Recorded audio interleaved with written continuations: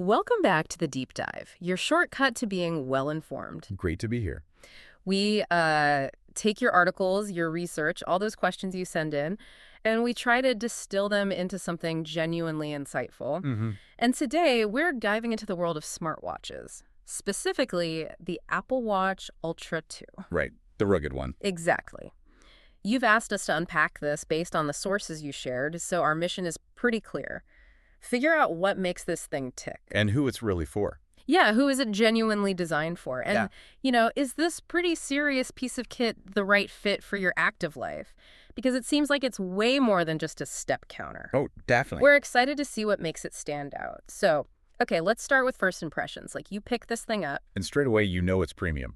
The sources really hit that point. Yeah, it's got this interesting vibe, doesn't it? Like, it wouldn't look out of place in a meeting. But it's also clearly ready for, climbing a mountain or something. Yeah. Totally. The craftsmanship feels, well, solid. It's a 49mm titanium case. Which sounds huge. It does sound huge, right?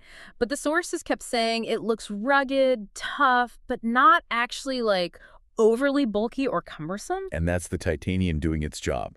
Strong stuff, but light. Exactly. So it sits comfortably, apparently, even when you're really active. Makes sense. And then there's that black ocean band. Looks good, but it's also meant to be super secure, right? Yeah, designed for a snug fit. Important if you're doing intense stuff or even just swimming or kayaking where it might get knocked around. Right. What's really striking there from an engineering angle Go on. is that this isn't just Apple making a slightly tougher watch. The materials, the specialized bands. Yeah. It feels like a deliberate move into proper gear territory. Like competing with dedicated outdoor watch brand. Kind of, yeah. It suggests a user who doesn't just like durability. They need it. They expect their tech to perform in genuinely tough conditions, not just look the part. Okay, that makes a lot of sense. If you're going to push it hard, you need to see what's going on. Exactly. Which brings us nicely to the screen, the visuals, and the performance stuff. That display first. Right. Big talking point in the sources. They're all saying it's the brightest Apple Watch screen ever. Like really bright. Yeah. Designed for those challenging conditions. Think bright sun on a trail. Or even diving, one review mentioned. You can actually read it properly underwater. Which is crucial. Clarity and responsiveness seem top-notch based on what we read. Cuts through glare. And it's bigger too, right? That larger screen size. Means more space for complications. Yeah, those little widgets on the watch face. You can fit more of your important stuff, metrics, weather, whatever, right there at a glance. Tailor it to what you need. More data visibility. But like you said, it's built for adventure. So a great screen is one thing. But performance in the field is key. We definitely need to talk about the GPS, that precision dual frequency GPS. Yes. That got a lot of positive mentions. Incredibly accurate tracking, they say. A big deal if you rely on location data. And dual frequency GPS. It might sound a bit techy. Yeah, break that down a bit. Well, basically, normal GPS can get confused when signals bounce off things. Tall buildings in a city, dense trees in a forest. Right, I've seen my phone map jump around like crazy sometimes. Exactly. That's signal bounce causing inaccuracies. Dual frequency uses two signals, so it's much better at filtering out that interference. Okay. Which means you get far more reliable, precise location data, even in those difficult spots.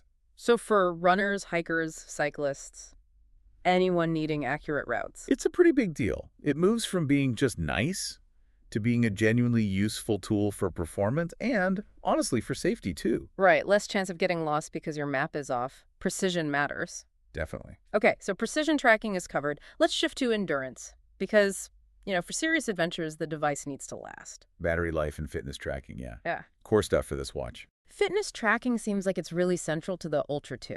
It does the basics, obviously steps, calories, sleep. But it goes much deeper for serious training. Yeah, the sources talked about detailed workout metrics, advanced heart rate monitoring, picking up subtle changes. And zone training, too. Right, which helps you guide your intensity levels for better results. People said it felt like having a coach on your wrist. Giving you that real-time feedback. And for swimmers or divers? Pretty impressive water resistance. Not just splash-proof, but rated for proper swimming and even recreational diving. So you can genuinely take it underwater without worry? Seems so. Now, the big one for smartwatches. Battery life. Often the weak spot? Historically, yes.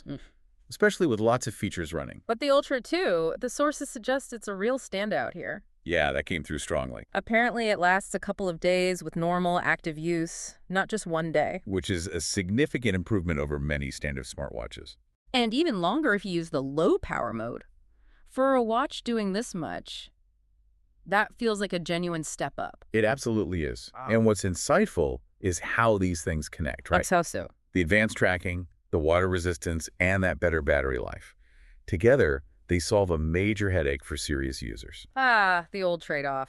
Feature-rich watch with bad battery versus simple watch that lasts forever. Exactly. You used to have to choose. The Ultra 2 seems to bridge that gap. You can track a long hike with GPS, monitor sleep, and still have power for the next day. Without needing to constantly think about charging. Right. It just removes a limitation. Lets Yeah. people go further, be more spontaneous on their adventures. Yeah. It supports that extended time outdoors. That idea of freedom, that's a good link to the cellular connectivity. Another feature that got highlighted. Yeah, sources called it a welcome, even transformative addition, the idea of leaving your phone behind. Completely untethered. Right. Go for a run, head to the gym, pop out for errands, and you can still make calls, get messages, stream music. Or even call for help in an emergency, directly from the watch. That adds a level of freedom that the sources suggested becomes quite addictive. Well, if you connect that to the bigger picture, that independence really changes the whole experience. How do you mean? It just fosters more spontaneity, Yeah. especially for active people. No need to strap a phone to your arm for a run. Or worry you'll miss an important call if you step away from your desk or bag. Exactly. It lowers the mental load, supports that on-the-go lifestyle. The watch becomes less of an accessory to your phone and more of a standalone hub. A capable device in its own right. Lets you interact with the world on your terms, wherever. Okay, so we've covered a lot of ground. Tough design, great screen, super accurate GPS, deep fitness features, solid battery, that cellular freedom. A formidable package. Which leads us to the big question for you listening. Is the Ultra 2 actually the right watch for you? Because there are considerations? Definitely. The sources were pretty open about potential drawbacks. First up, the price. Yeah, let's not gloss over that. It's expensive. Undeniably, sits at the top end of the market. And that size, the 49mm case. While comfortable for many, it could be too big for smaller wrists. That's a fair point. Absolutely. And the sources also noted, look, if your main needs are just seeing notifications, maybe counting steps casually, light workouts. And this watch might be overkill. Yeah, it's a powerful tool designed for demanding situations. Not everyone needs that kind of capability. Sure. But if you're someone who really loves the outdoors, thrives on pushing limits physically, Or maybe just wants the absolute best, most capable smartwatch Apple makes. then the Ultra 2 really does seem like a fantastic, maybe even unmatched option. Yeah. It hits a sweet spot between durability, performance, and everyday convenience. Specifically for that demanding user who expects their gear to keep up. Right. It's built to keep pace with an adventurous life. And, this raises an important question, I think. What's that? What kind of relationship do you want with your tech? The conclusion seems to be that the Ultra 2 is incredibly powerful. It excels where it needs to fitness, GPS, battery. But it's not trying to be the watch for absolutely everyone. Exactly. It's tailored. The price, the size, they reflect that focus. But for its target audience, the adventurers, the serious athletes, the people who rely on their gear, it's a really compelling integrated system. Designed to empower that active life. It's a statement piece, in a way, about where Apple sees wearable tech going for the really engaged user. And that nicely wraps up our deep dive on the Apple Watch Ultra 2.